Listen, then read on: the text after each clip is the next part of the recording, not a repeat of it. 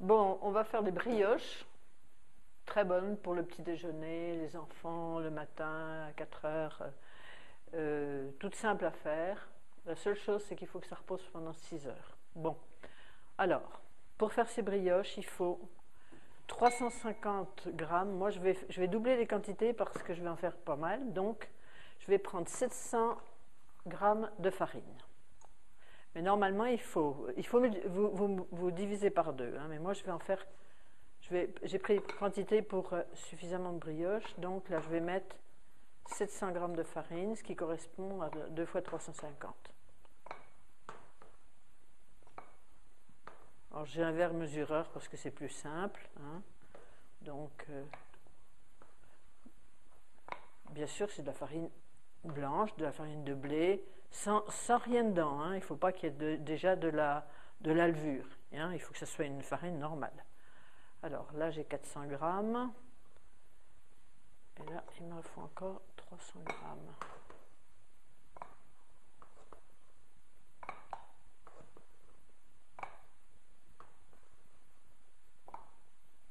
Voilà. Voilà. Alors, 300 grammes de farine. 350 multiplié par 2, donc 650 grammes de farine. Il me faut 2 cuillères. 2 cuillères à café de sel. Je ne suis pas habituée, moi, à mesurer, donc voilà. 2 cuillères à café de sel.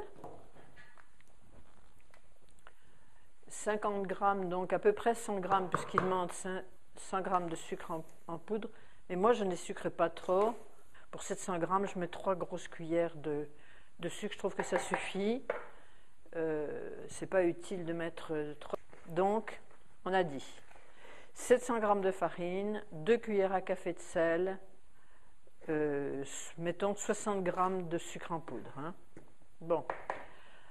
Là, tout doucement, je vais faire fondre 300 grammes de beurre. Alors, tant qu'à faire, autant prendre du beurre de très bonne qualité et du bon beurre bien frais. Hein. Il vaut mieux d'ailleurs prendre. Moi, je fais quand j'achète du beurre et que je viens de l'acheter, en général, je me sers du beurre tout de suite pour faire mes brioches. Donc, on va aller tout doucement, comme on fait d'habitude. On va aller doucement pour faire fondre le beurre. Voilà. On va aller doucement en tournant pour pas qu'il cuise. Hein. Voilà. Alors, on va faire fondre le beurre.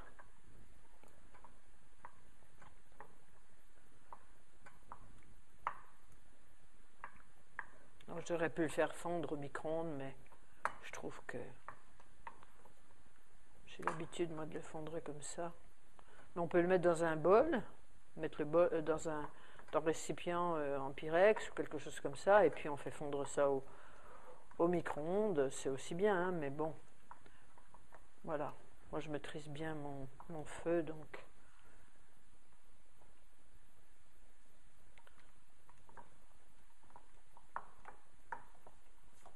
Voilà. Donc là, on fait fondre le beurre.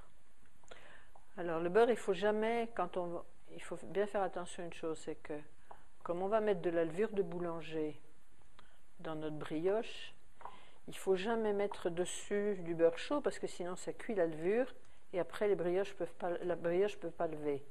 La pâte ne lève pas. Donc moi je fais fondre mon beurre, donc ça va finir de fondre là-dedans. Voilà. Je vais l'enlever du feu. Voilà. Voilà. S'il est à peine chaud encore, il n'y a pas 50 formules. On le refroidit en attendant que ça soit refroidi. Bon. Alors, la levure.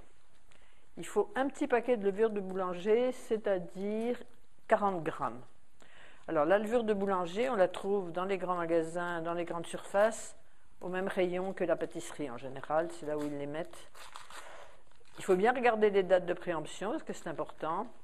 Et il faut prendre la plus la date la plus proche, la date de fabrication la plus récente. Il ne faut pas qu'elle soit sèche. De la minute où vous voyez qu'un paquet est sec, que la levure est pas, ça ne va pas. Il faut que ce soit vraiment...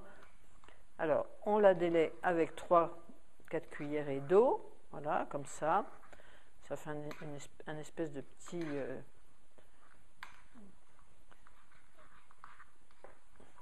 c'est souple, de toute façon, la levure de boulanger, ça se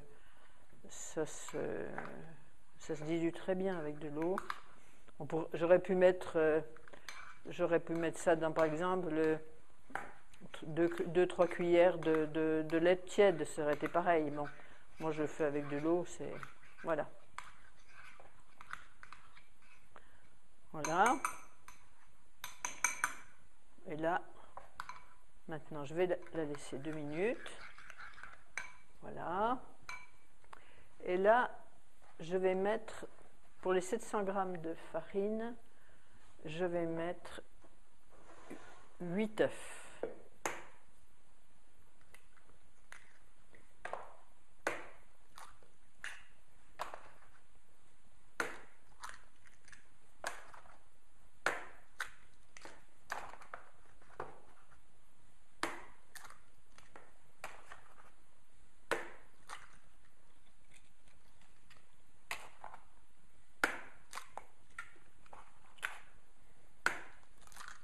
Voilà. Donc dans ma farine, il y a mes 8 œufs.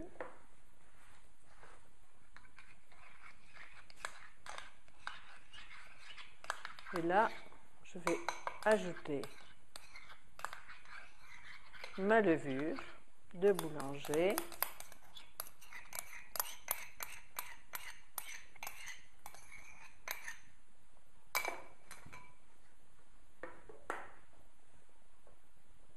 Voilà, voilà, c'est là où on voit que c'est vraiment pas chaud parce que, voilà, et on ajoute le beurre.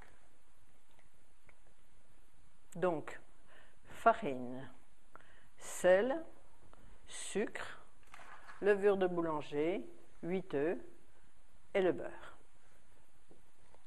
Alors là, on va amorcer la pâte à la cuillère en bois.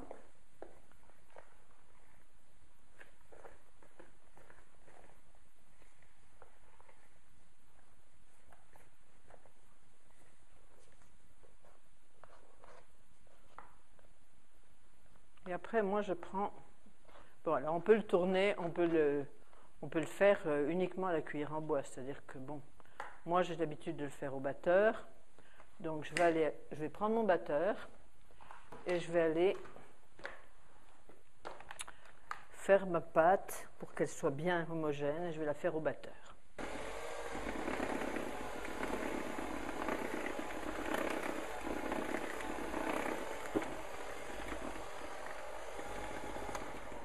Alors, ce qui est important, c'est de pas prendre un récipient assez haut, comme j'ai pris, un grand saladier, parce que comme ça évite justement de gicler partout quand on veut faire ça.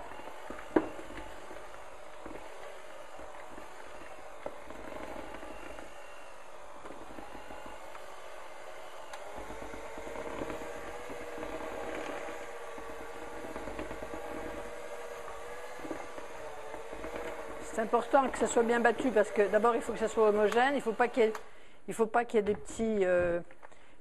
des petits résidus de farine agglomérés, il faut pas qu'il y ait... Donc voilà, avec le batteur, c'est quand même beaucoup mieux.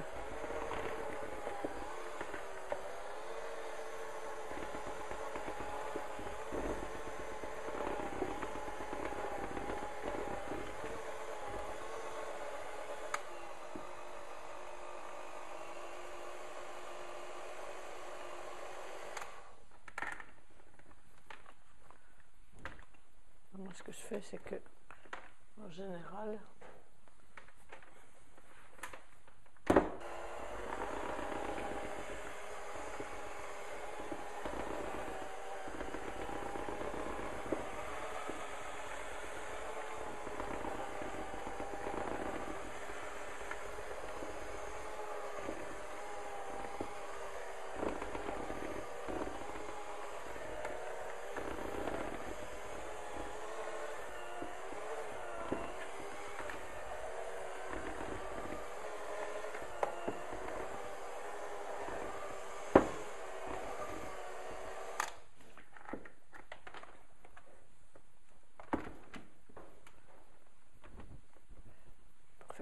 ça. Moi, je me sers des mêmes fouets que ceux que j'utilise pour battre des œufs en neige. Il existe des fouets qui sont comme des crochets et qu'on recommande d'habitude pour battre les pâtes. Mais moi, je trouve que pour la pâte à brioche, ils vont pas assez vite. Le crochet n'est pas assez efficace. Et moi, je préfère ces deux fouets-là. Bon, voilà.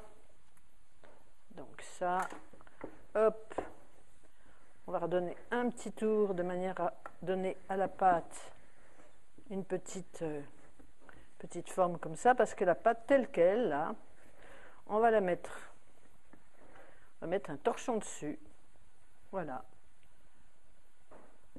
et on va la laisser lever pendant 6 à 8 heures, c'est-à-dire que bon, on fera cuire les brioches dans 6 ou 8 heures. Voilà, on va les laisser. On va mettre la pâte à un endroit où il fait chaud. Voilà. Et on va mettre un linge dessus. Voilà. On va mettre un linge dessus. Et on va laisser lever la pâte pendant 6 heures.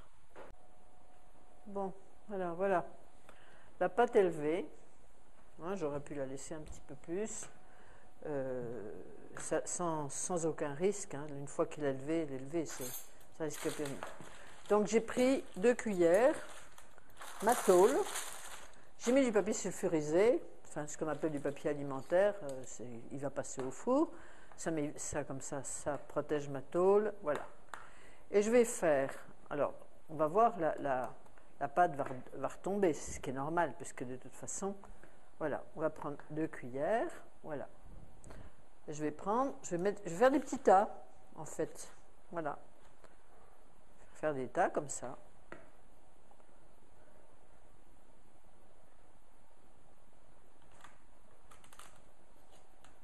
Alors, ce qu'il faut pas savoir, c'est qu'il ne faut pas les mettre tous les unes à côté des autres, parce que ça gonfle hein, en cuisant. Donc, on a un petit peu, parce que là, voilà. Mais elle a entendu quelque chose. Voilà, en général.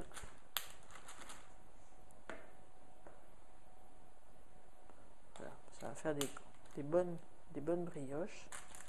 Voilà.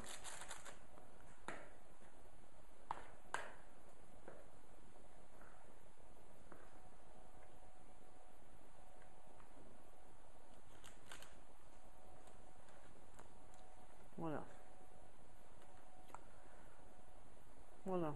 Alors j'ai préchauffé mon four un petit peu. Là, je vais le descendre à 185. En fait, mes brioches, je vais les surveiller. C'est-à-dire que là, je vais les laisser cuire et je vais les surveiller. C'est à la façon dont elles sont qu'on sait qu'elles sont cuites ou pas. C'est-à-dire que quand elles se détachent du papier sulfurisé et qu'elles sont cuites en dessous, en général, la brioche est bonne, elle est bonne à retirer. Donc, on va attendre un moment et puis j'ouvrirai une fois le four pour montrer comment ça se passe à l'intérieur.